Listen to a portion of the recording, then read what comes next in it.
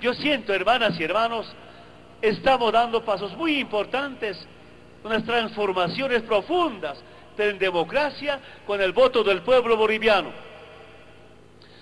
Tenemos una enorme responsabilidad, no solamente por los pueblos indígenas, sino por todos los bolivianos y todas las bolivianas. Cambiar en democracia esa injusticia, esa desigualdad, esa discriminación. Y por ejemplo, el tema de autonomías no es ninguna propuesta nueva. La autodeterminación es la lucha de los pueblos indígenas desde hace más de 500 años. Puede haber una diferencia entre autonomía y autodeterminación, pero autodeterminación es mucho más profundo que autonomía. Ya en la década del 80, 90, personalmente he participado en algunas reuniones internacionales en Ginebra para debatir el tema de autodeterminación de los pueblos.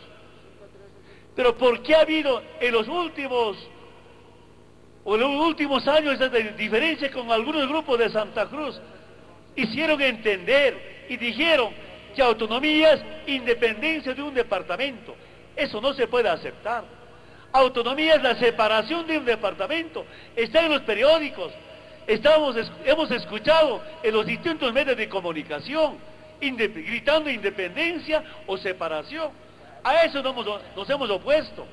Pero también quiero que sepan, algunas familias, sobre pretexto de autonomía, solo querían defender su latifundio. Gracias a grandes movilizaciones tan espontáneas, por ejemplo, recordemos y no podemos olvidar, en el primer día de consulta sobre el Estatuto Autonómico en Santa Cruz, 4 de mayo, ustedes, los pueblos de Bolivia, obreros originarios, se han autoconvocado en toda Bolivia. Ese día por lo menos ha debido haber concentraciones. El 4 de mayo del año pasado, yo diría como 4 millones de bolivianos y bolivianas diciendo unidad, unidad de Bolivia, frente a los grupos separatistas o divisionistas del oriente boliviano. Y de ahí empezó a cambiar. Me dice a mí, por ejemplo, en Cochabamba, en Oruro, concentraciones masivas. No ha convocado el presidente, se han autoconvocado. Ni siquiera a veces algunas organizaciones sociales, sean campesinos, obreros, convocaron como antes. Esa es la conciencia del pueblo boliviano. Y esa fuerza del pueblo se ha impuesto para que no hayan grupos separatistas. Y por eso, hermanas y hermanos, reflexionando, juntándonos con mucha paciencia, a veces ustedes seguramente han visto, nos están escuchando, para cómo mejorar esas autonomías, pero autonomía para los pueblos, autonomía para las regiones, autonomías indígenas, y no autonomía para grupos que querían separar. Y ahora en la nueva constitución política del Estado boliviano vamos a garantizar esta autonomía indígena, departamental, regional, de esta manera unir a los bolivianos. Pero algo importante, así por más de 500 años lucharon nuestros antepasados, esa lucha sigue todavía. Saludamos a los hermanos argentinos acá presentes, un aplauso, que viene a visitarnos. Y saben, antes era uno solo toda la región, el continente era llamado Abya-Yala, ahora América, y había un potosino, Cornelio Saavedra, que ha sido presidente de toda la región, incluido la Argentina. Esa es nuestra historia. Así como Simón Bolívar viene a libertar a 5 regiones de la región andina, así como un humazuyeño ha sido presidente en Perú, Andrés de Santa Cruz Calahumana. Esa es la historia de Latinoamérica.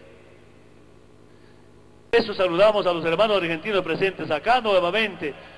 Un aplauso, gracias por visitarnos, un día histórico.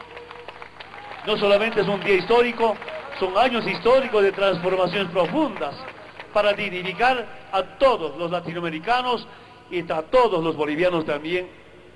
Y algo está escrito en la nueva constitución política del Estado boliviano. Y como autoridades originarias no podemos olvidar así como la Policía Nacional, como también las Fuerzas Armadas.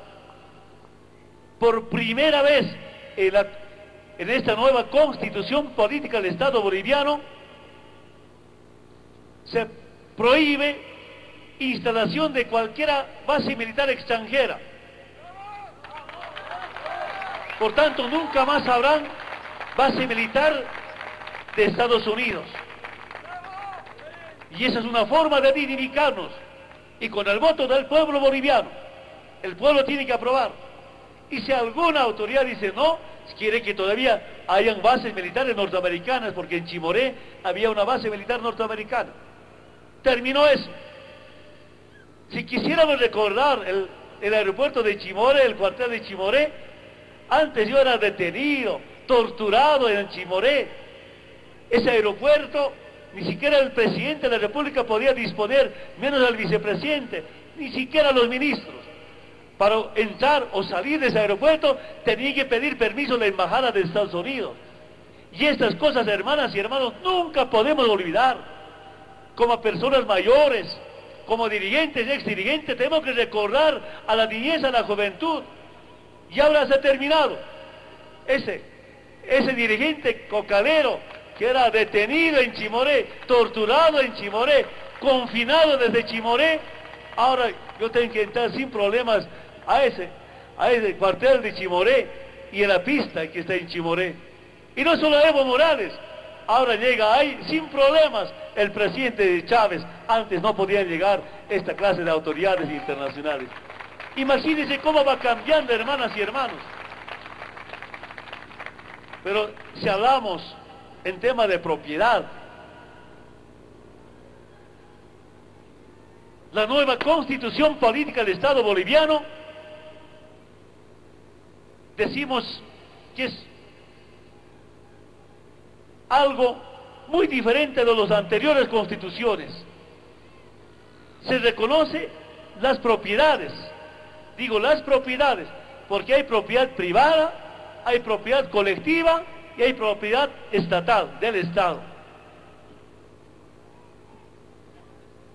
Y esta nueva constitución política del Estado boliviano, quiero decir a los hermanas y hermanos de la ciudad de Potosí y a todas las ciudades, se conoce su propiedad.